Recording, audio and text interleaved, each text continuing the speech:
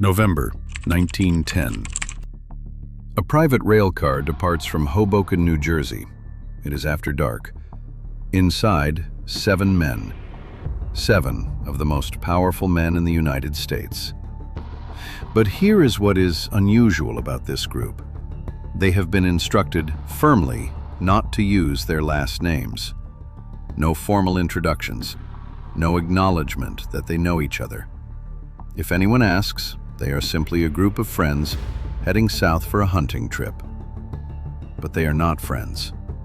They are rivals, competitors, men who in normal life would never share a table. But tonight, they share a secret. Between them, these 7 men control approximately 1/4 of all the wealth on Earth. And they are traveling in secret because what they are about to do cannot be done in public. Because if anyone found out who was on this train, any journalist, any politician, any ordinary American, and what they were planning, the whole thing would fall apart before it even began. This is black box markets. Let's open the black box. To understand why 7 bankers needed to vanish to a private island in 1910, you have to go back 3 years, to a moment when the entire American financial system nearly ceased to exist. October 1907, New York City. It starts, as financial crises so often do, with greed and a bad bet. F. Augustus Hines and his associates attempt to corner the market on United Copper Company shares. They are trying to buy up enough stock to control the price. The scheme fails spectacularly. When it collapses, their banks collapse with it. And that is when the panic begins. One bank closes its doors, then another, then another. Americans, terrified of losing everything, rush to their banks in the thousands. They want their money, in cash, now. This is a bank run, and in 1907, there is no system in place to stop it. Within weeks, the panic spreads across the country. Businesses stop getting credit, workers stop getting paid. Dozens of banks fail, stock prices collapse. The United States economy begins to seize like an engine with no oil. And here's the part that should stop you cold. The United States government had almost no power to do anything about it. Because in 1907, there was no central bank, no Federal Reserve, no lender of last resort, no mechanism, zero, for the government to inject money into the system, stabilize panicking banks, or stop the bleeding. The richest country in the world was, financially speaking, flying without instruments. So who saved America? Not the president, not Congress, not the Treasury. One private citizen, the most powerful banker alive, J.P. Morgan. Morgan was 70 years old, aging, ill, but still the undisputed king of American finance. He summoned the most powerful bankers in New York to his private library and locked the doors. He kept them there through the night, negotiating, arguing, demanding, until they reached agreement at nearly 5 in the morning. And eventually, on Morgan's terms, they agreed to pool their private reserves and use that money to prop up the failing system. It worked. The panic ended. America was saved. But saved by whom? A private individual, a single man operating with no public mandate, no oversight, no accountability. Morgan himself understood the problem. He was getting old. He would not always be there. And the system, the broken, fragile, leaderless American banking system, could not keep depending on one man to hold it together. Something had to change. Americans in the early 1900s despised big banks. They despised Wall Street.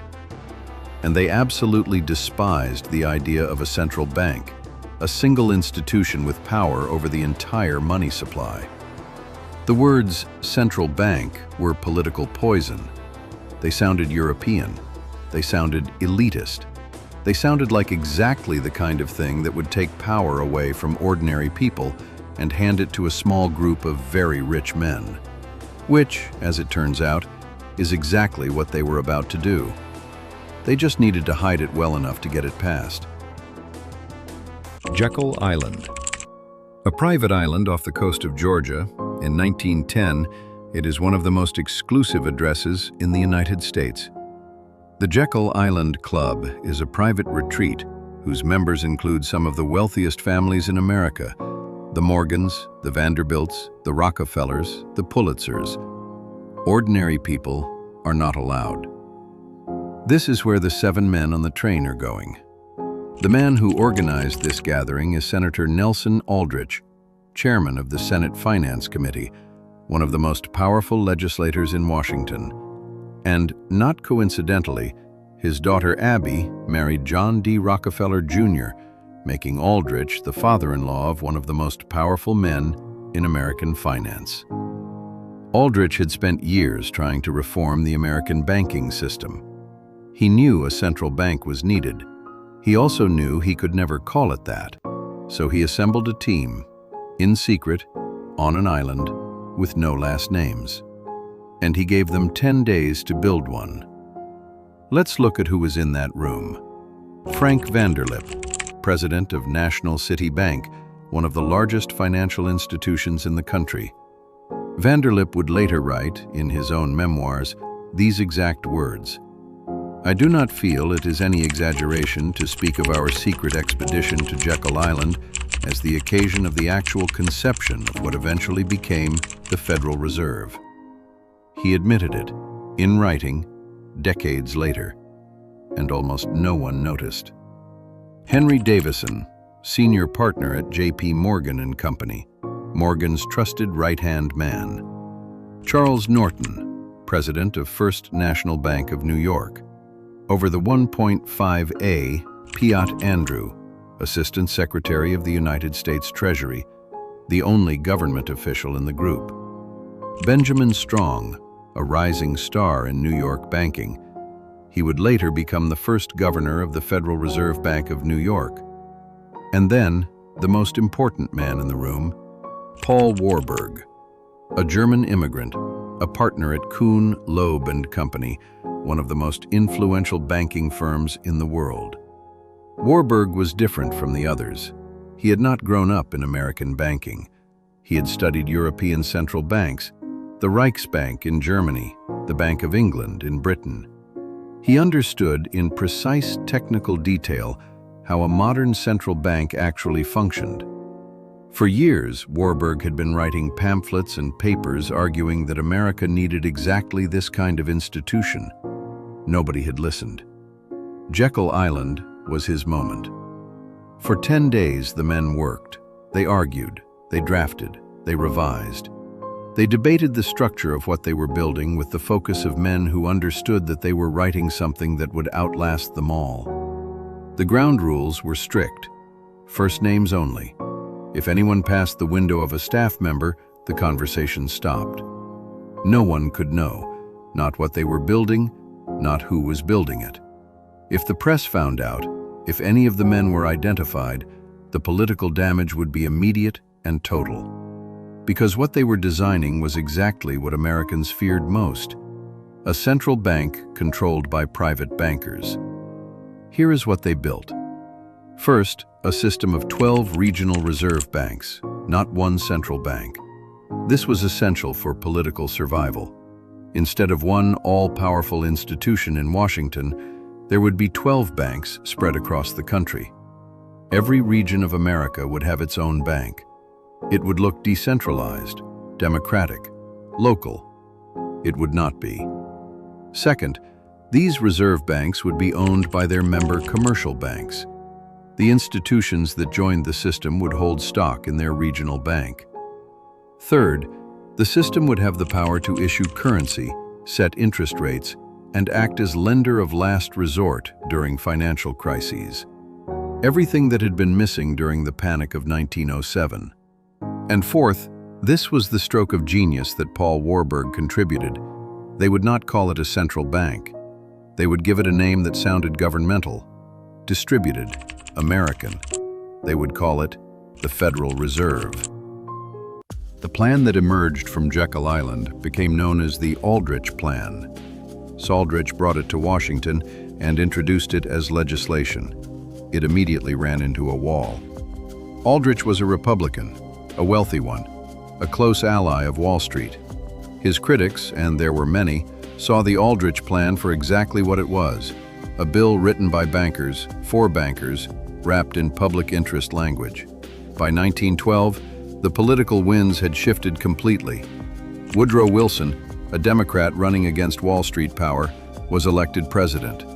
The Aldrich Plan seemed finished, but the bankers had prepared for this. Working quietly through intermediaries, they rewrote the Jekyll Island Plan under a new name, the Federal Reserve Act. They made cosmetic changes. They added government appointees to the oversight board. They adjusted the language. They sold it to Democrats as a reform, a way to break up Wall Street, protect ordinary Americans, and decentralize financial power.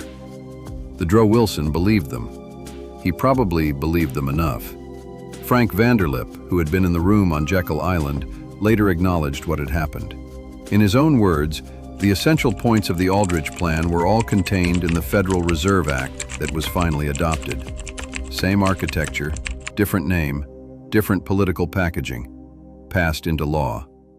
On December 23, 1913, 2 days before Christmas, Woodrow Wilson signed the Federal Reserve Act into law. The legislation had been debated extensively over many months, but the final push came with senators eager to get home for the holidays. Historical records show that after the bill passed, most senators immediately rushed to Union Station to catch trains home. 3 years after 7 men rode a private train into the Georgia night, what they had built in secret was now the law of the United States. Here is a question worth sitting with. If the Federal Reserve was designed by private bankers in secret to serve the interests of private banks, what does that mean for how it operates today? The structure of the Federal Reserve is more complex than most people know. The 12 Federal Reserve banks are not straightforward government agencies. Member commercial banks hold stock in their regional reserve bank. They receive a dividend on that stock, a fixed rate set by law. But here is the important context. The vast majority of the Federal Reserve's annual profits, tens of billions of dollars each year, are remitted directly to the U.S. Treasury. The Fed's Board of Governors is appointed by the President and confirmed by the Senate. That part is fully public. But the Federal Open Market Committee, the group that actually sets interest rates and controls the American money supply, also includes presidents of the regional reserve banks. Those presidents go through a selection process involving their bank's board, subject to approval by the Board of Governors in Washington. They are not elected. They are not confirmed by Congress. Whatever your view of that arrangement, it is worth knowing that it exists. When the Federal Reserve raises interest rates, your mortgage payment goes up. When it lowers rates, asset prices rise. When it creates new money, what they now call quantitative easing, the purchasing power of every dollar you own changes. These decisions happen inside an institution that was designed on a private island in 1910 by 7 men who wanted to make sure the public would never see what they were building. Was the Federal Reserve a good idea? Economists have argued about this for over a century. The panics of the pre-Fed era were genuinely devastating. The system has prevented some crises. Others argue it has created new ones. That debate is for another episode. The point of black box markets is not to tell you what to think. The point is to open the box, to show you what was hidden, who built it, why they hid it. And what was hidden, on Jekyll Island in November of 1910, was the birth of the institution that today controls the world's reserve currency. They built it in secret because they knew it could not survive in public. They gave it a different name because the real name would have killed it. They used a senator, a Treasury official, and some of the most powerful banks on earth to push it through Congress before Christmas. That is the black box. If you want to understand money, how it really works, who really controls it, and why things are the way they are. Subscribe. Every week, we open another black box. Next time, the day the President of the United States made it illegal for American citizens to own gold. An executive order, a 10-year prison sentence for non-compliance, and the government came to collect. That story is next. Don't miss it.